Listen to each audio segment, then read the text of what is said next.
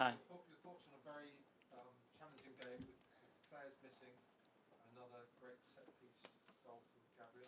Well, super happy, obviously. We know what it means to our club, to our people, to win a London derby. And we have the power to try to make them very happy. So hopefully we have achieved that, and that makes it very special. On the performance, we had moments in the game, some really good ones, some others that we have to suffer. We suffer because we have to adapt a little bit the plan because of the players that we had available, and I loved it because since the day that we started to get bad news, the team got hungrier and hungrier to play the game, and that's a big compliment to everybody at the club to behave in a certain way, you know, and it's a tough week that is coming up, and instead of finding any little excuses or arguments to do that, do the opposite, face the challenge, play with courage, acknowledge our qualities and what we have to be able to win a game, and we actually done it. As you say, huge run of games this week, Champions League on Thursday, and then Manchester City at the weekend. No Declan Rice or Martin Odegaard in the midfield, other players injured too. What does it tell you about your squad that can come and win? The people that we have, I think I already spoke during the week, you know, people that are hard, that they have thick skin, that they love the game and they love winning. In order to love the game and win, you have to do a lot of things that sometimes people call them ugly. And enjoying doing those ugly things is a big compliment of this team right now. And when you are able to do that, normally you get a good gift. Sammy? Mikel, in terms of the players you didn't have available today, how much would this result garner more belief in obviously what you're doing? And can I just check on Martin Odegaard and if there's been an update from Friday, please? Well, it does, because obviously we won 3 years in a row here. You know, I don't know when's the last time in the history of the club that this happened. So that's a big thing. I think they believe already. You know, we've won a lot of big games. It's a big week coming up. That's going to give us a lot of energy and belief. Obviously, there are a lot of things to get better today. I don't think we've done, especially with the ball, the simple things right at all. I will get better.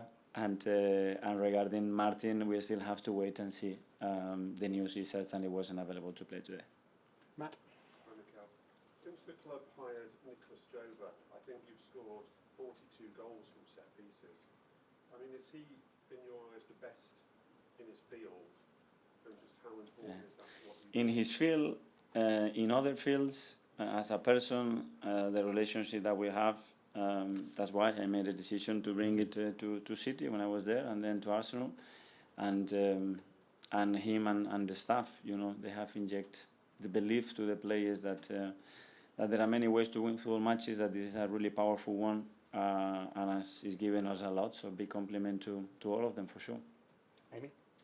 Hi, Mikel. Hi. Just a quick one to start with. How's Bukayo got this big week coming up? Getting any more injuries? I don't know, because I made 2 changes with the front players and suddenly he's down. So I thought I look at the bench and the options that we had. So we have to adapt. I don't know exactly what is it, but he could not continue. Can I just ask you how interesting a week this has been, trying to prepare with all these new problems coming in and having to, you know, when you have to come up with different solutions and be creative. Is that something that you and your staff have enjoyed? Did you lose sleep? I didn't enjoy because I didn't sleep much, because I look at Spurs for 4 or 5 days. I had a super clear plan how to do it. I prepared everything, the sessions, the meetings, and then one news, we lose a player, another news, we lose another player, another news, we lose a player, so I have to completely change it and adapt the plan to the players that we had available. So it was a great challenge. And what does it tell you about the players that you do have, that they're so willing to change things so quickly when you say, okay, I need you to do this, I need you to do this? That they adapt. Loving the game means that you are able to do things regardless the context. Jorginho loves the game. He loves the game. He doesn't play it, but loves winning. And when he's not playing, he's throwing like an animal at his age after winning everything. So when you ask him to play 90 minutes, like he hasn't played probably for the last 5 months, he's able, even cramping everywhere, managed to do it. The same with Julian. He's been a year out. He hasn't played 90 minutes at all, and he was struggling today. But he managed to do it for the team. And like all this guy, I don't know without a precision already how many minutes he's played, and it was unbelievable, all of them. But that's the spirit and the characters that we have that I love. Mikel? Hi, Mikel. The defence and team seemed very comfortable defending close to their own goal. Were you happy with that? Is that what you wanted? And if so, that speak to how the team has evolved over the past 2 years? I didn't want to. I wanted to press much higher, lose the ball in much better conditions, higher off the pitch, and do that. What I didn't want to do with certain players that we had today missing is expose ourselves to a game that they are incredibly good at. So I have to choose, and the reward I think on the other side was much bigger than acquiring certain risks today against this opponent. Ed?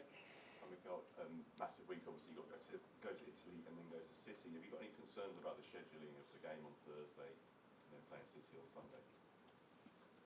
Whether I have or not, I'm sure we're going to play Thursday and, and Sunday and then Tuesday, so it's what it is. We have to adapt to that. We're going to be a top team, a very challenging team that is up there. We're going to have to adapt to those things.